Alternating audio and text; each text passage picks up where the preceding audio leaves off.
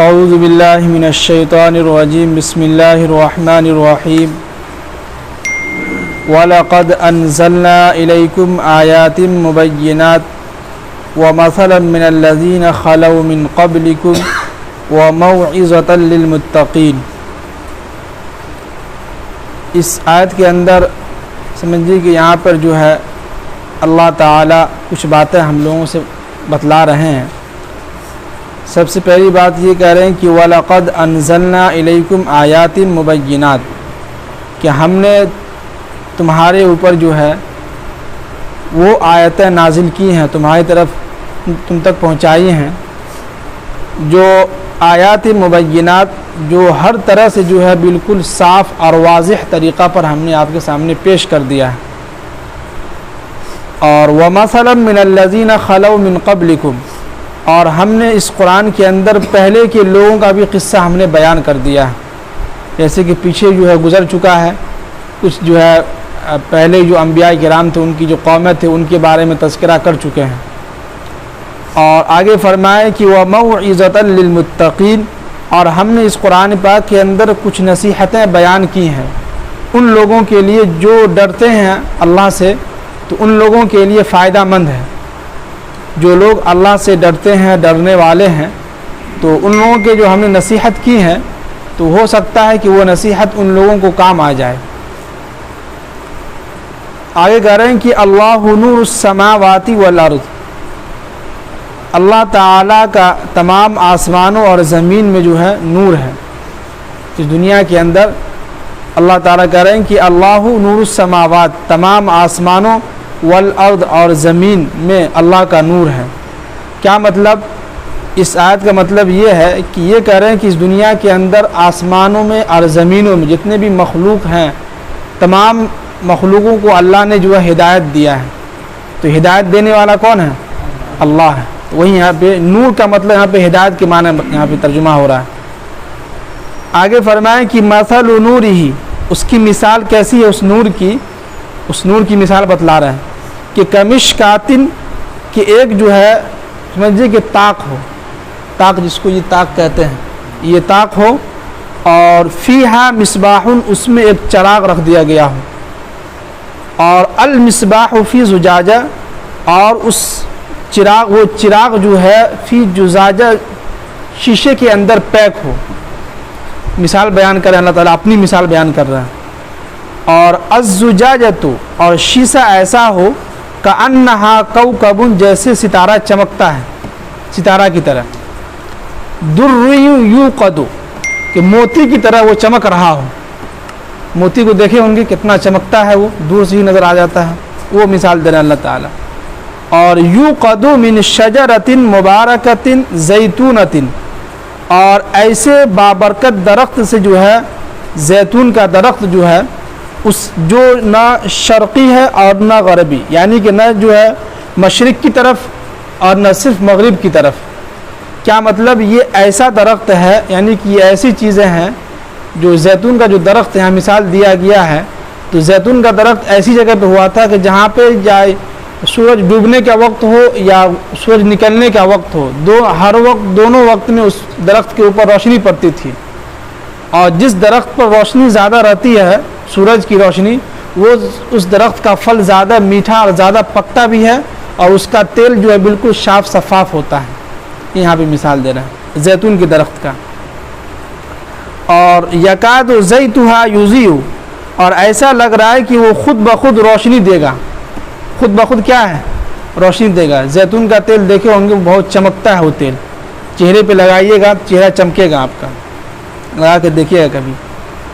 اور وَلَوْ لَمْ تَمْسَسْهُ نَارٌ، اور ایسا ہے کہ جیسے کہ جو ہے بغیر اس کو چھوئے جو ہے اس میں آگ لگ جائے، بغیر اس کو چھوئے کیا ہے؟ آگ لگ جائے۔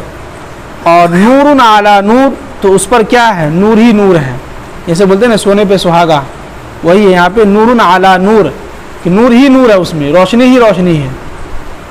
یہدی اللہ لنورہ من یشاء، تو اللہ تعالیٰ جس کو چاہتا ہے اس کے اللہ تعالیٰ اپنے نور تک جو ہے اس کو پہنچا دیتا ہے، یعنی جس کو اللہ تعالیٰ چاہتا ہے اسی کو ہدایت دیتا ہے۔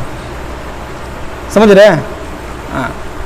اور وَيَضْرِبُ اللَّهُ الْأَمْثَالَ لِلنَّاسِ، اور اللہ تعالیٰ ایسے ہی لوگوں کے لیے ایک مثال تمثیل یعنی کہ مثال بنا کے لوگوں کے سامنے پیش کر رہے ہیں۔ اب دیکھیے کہ بیان کے اندر ہم بھی کبھی کبھی یا اکثر مولانا کسی بات کو سمجھانے کے لیے ایک مثال دیتا ہے، اگزامپل جس کو کہتے ہیں، سمجھنے کے لیے ایک واقعہ سناتا ہے۔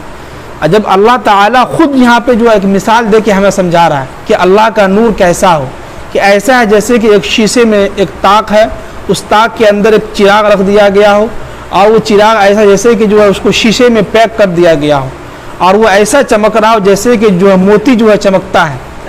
تو اللہ تعالیٰ ایک مثال دے کے ہم کو سمجھا رہا ہے۔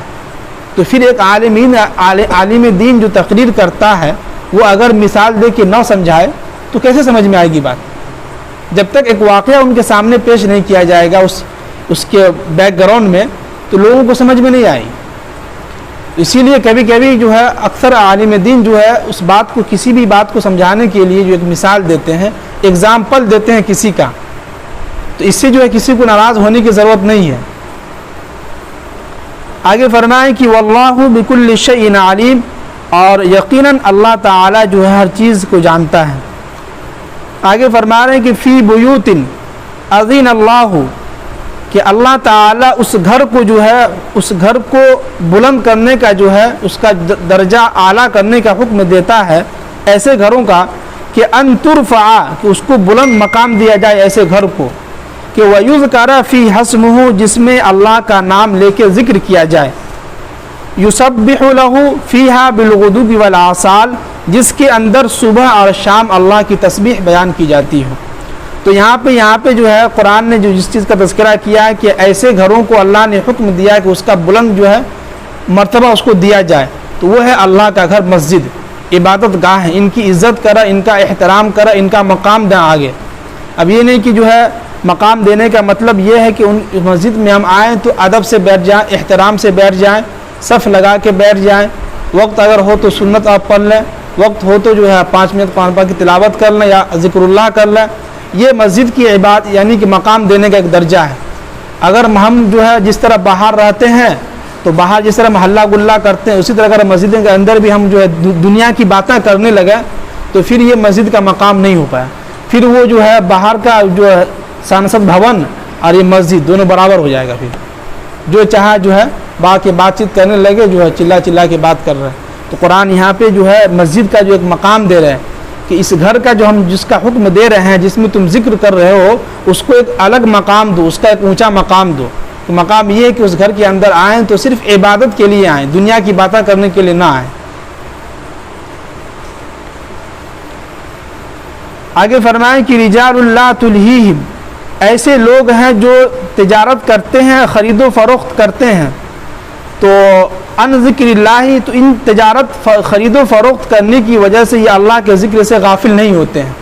یعنی کچھ لوگ ایسے ہیں دنیا کے اندر جو 5 وقت کی نماز کی پابندی بھی کرتے ہیں اور وہ اچھا کاروبار بھی کر رہے ہیں، ان کا جو بزنس اور ترقی کر رہا ہے، تو وہ ان کی مثال دے رہے ہیں اللہ تعالیٰ کہ کچھ لوگ ایسے ہیں دنیا کے اندر جو اپنا دکان بھی کاروبار بھی چلا رہے ہیں لیکن اللہ کے ذکر سے وہ کبھی غافل نہیں ہو رہا ہے، کہ وہ اقام الصلاۃ، وہ ہمیشہ جو ہے نماز کی پابندی کرتا ہے، وہ ایتاء الزکاۃ، اور وہ زکوٰۃ کی پابندی بھی کرتا ہے، یخافون یوما تتقلب، اور وہ ڈرتا ہے اس دن سے کہ تتقلب فیہ القلوب والابصار، جس دن اللہ تعالیٰ ان کے دلوں کو اور ان کی نگاہوں کو الٹ پھیر کر دیں گے۔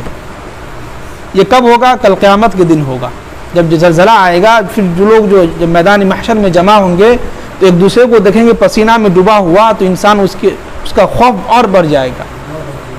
تو اسی کو قرآن کہہ رہا ہے کہ یخافون یومن، یہ لوگ جو ہیں اس دن سے ڈرتے ہیں جس دن اللہ تعالیٰ ان کی نگاہوں کو، ان کے دلوں کو جو ہے الٹ پھیر کر دیں گے۔ تو ہمیں جو ہے اللہ تعالیٰ نے حکم یہ بھی دیا ہے کہ آپ کاروبار خوب کریں، جتنا آپ کا دل چاہے ترقی کریں، لیکن ان ذکر اللہ، ایسا نہ ہو کہ آپ کا کاروبار اللہ کے ذکر سے غافل کر دے، ایسا بھی نہ ہو۔ اللہ تعالیٰ ہم سب کو عمل کی توفیق نصیب فرمائے۔